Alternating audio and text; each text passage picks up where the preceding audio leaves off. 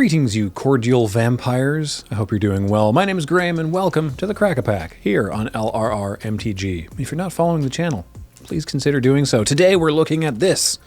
It's sideways. It's a pack of Modern Horizons. It's got a big old bear on it.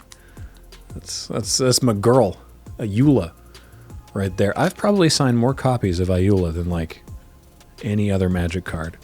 Well, Surax up there, which feels like at odds, right? Because after all, Surak punched many bears. This was given to us by IMAT at not hi Matt at this was given to us by IMAT at GP Seattle in some year. Lord knows how long ago that was.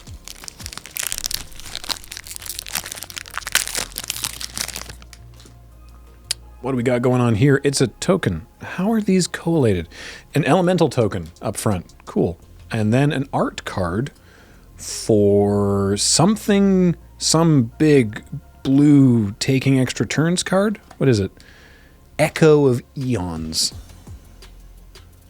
All right.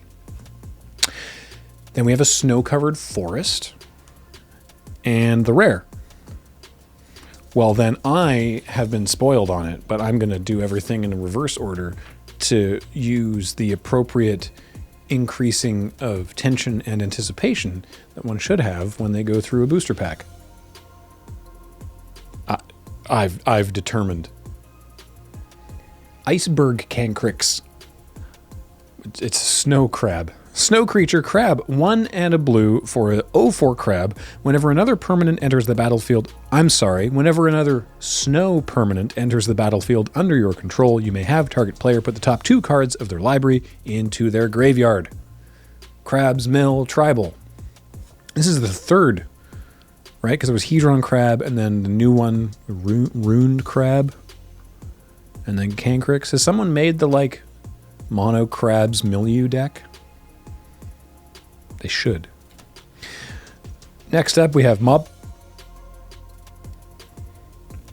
Yes, Mob. 4 and a black for an instant with Convoke. Destroy target creature. Can I just say, I know I made a thing about this at the time. I love the New World reminder text on Convoke. I think it came out there was a core set that had Convoke, but it's just, your creatures can help cast this spell. Each creature you tap while casting the spell pays for 1 generic mana or 1 mana of that creature's power. I just love your creatures can help you cast this spell. Don't worry, you have a team. And you just needed to kill things, so Mob was a good card. Oh, good, not remotely controversial card, Arkham's Astrolabe. A fair Magic card that didn't impact any formats negatively. So it's colorless, but it must be cast with snow. It's a snow mana for a snow artifact, and when it enters the battlefield, draw a card, and then 1 and tap to make mana of any color, but it will be snow mana, which is not technically a thing. I think in the rules, it's like there's no such thing as snow mana, but there's mana from snow permanents. How fast was this banned in, what was it, Pauper? Was this banned in Pauper? I can't remember. Hey, who likes Ichor? Kicks open door. Hey! Anybody here like Ichor? No? Alright, well, there's a whole fountain of it out front. Fountain of Ichor. 3 mana artifact, tap to add 1 mana of any color, and for 3 mana, it also becomes a 3/3 dinosaur artifact creature until end of turn. If you get enough Ichor in your fountain without cleaning it, eventually the fountain will just get up and walk away. Murasa Behemoth.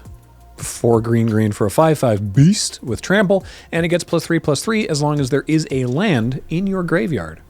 How does one contrive to get a land into their graveyard? I recall there was actually several ways of doing it. I remember being at a live Magic event with this set. I think did I play in the main event? I'm having a real bad brain moment here, but yeah, Murasa Behemoth was occasionally just an 8/8 with trample for 6. good. Yeah, all right, cool. Gluttonous Slug. That's also me. 1 and a black for an 0/3 slug horror with Menace and Evolve. Whenever a creature enters the battlefield under your control, if that creature has a greater power or toughness than this creature, put a +1/+1 counter on this creature. With the flavor text, no amount of salt will save you. Which I think is provably true, because I've seen some very salty people in my day. Walla Walla Frost Walla. Yep, that's the card. 2 and a green for a 2/2 snow creature lizard. And for snow, Frost Walla gets +2/+2 until end of turn. Activate this ability only once each turn. And snow can be paid from any mana from a snow permanent, like, a perfectly reasonable Arkham's Astrolabe. Quakefoot Cyclops, this big dumb idiot, is 4 and a red for a 4/4 Cyclops. When it enters the battlefield, up to 2 target creatures can't block this turn because they're being thrown asunder by the Quakefoot. And it has cycling. Well, why not? For 1 and a red. And when you cycle it, 1 target creature can't block this turn. Because I guess the Quake, it hits too hard and the Cyclops just sort of goes like, thunk, wah! But it's still enough of a rumble to make one person lose their footing. Sometimes I like to explain, in canon, like why a card would do a thing. It's not just me, is it? You do this too, don't you? You do this too. Period. Declarative statement. You also do this. It isn't just me.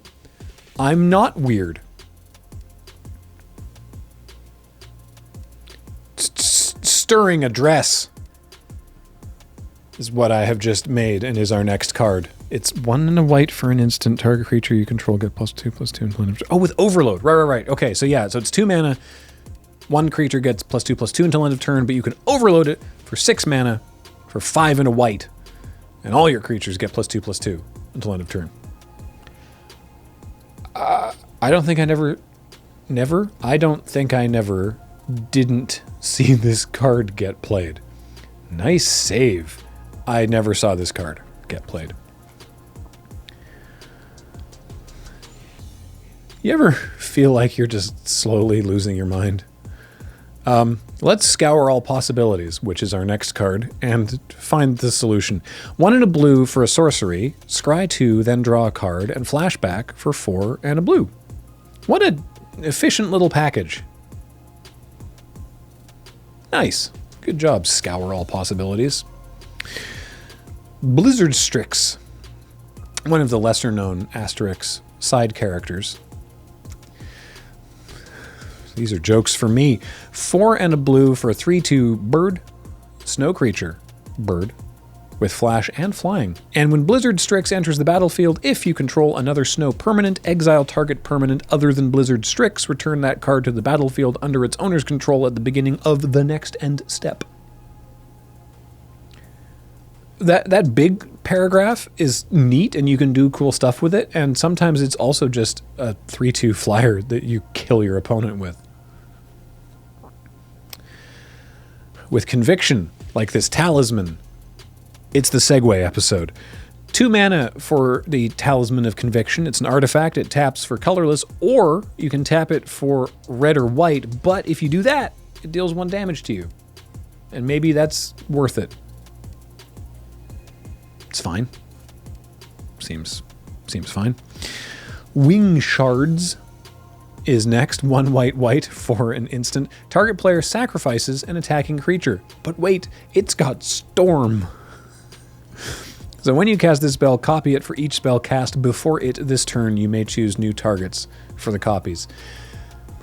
In my limited experience with limited, see, that could have been a double entendre, right? In my limited experience, which is to say the minimal experience I have with the limited format of the set. It's funnier when I just explain everything. Having this actually happen, it was very difficult to set up because you needed your opponent to attack you with more than 1 creature, which was rare in this format, to be attacked by multiple things at once. And then either you needed to cast something else first, which is unlikely, or your opponent needed to cast something in their pre-combat main phase, which is, I'd say, even less likely in this format most of the time. That said, 3 mana, make them sacrifice that one attacking creature, means this card was actually pretty good. Just the storm part wasn't super relevant, I think. But then the limited experience is limited. I'm really selling you all on my expertise here today. Next, finally, the rare is Giver of Runes. Single white mana for a 1/2 core cleric, and tap. Another target creature you control gains protection from colorless or the color of your choice until end of turn. It's Stepmom? Is that what people were calling this card? Is that what people were calling this card? He said to no one off camera because he's in a room alone. Yes, nods the ghost. Well, I am losing my mind. That said, I would still take Giver of Runes here in a draft, and not only because it's $8, which is most of the value of the pack, but it just, you can get up to some real shenanigans there. And in the mental state like I am, your opponent will already be on edge, unable to predict your next movement. Like signing off. Thanks, everybody, for joining us on the Crack-A-Pack today. If you want to send us a pack, you can shoot it to our P.O. Box, care of Crack-A-Pack. And a reminder that everything we do is brought to you by you and your kind support of our Patreon at patreon.com/loadingreadyrun. Shoutouts to Corey for the edit. Thanks for watching, everybody, and we'll see you on the next one.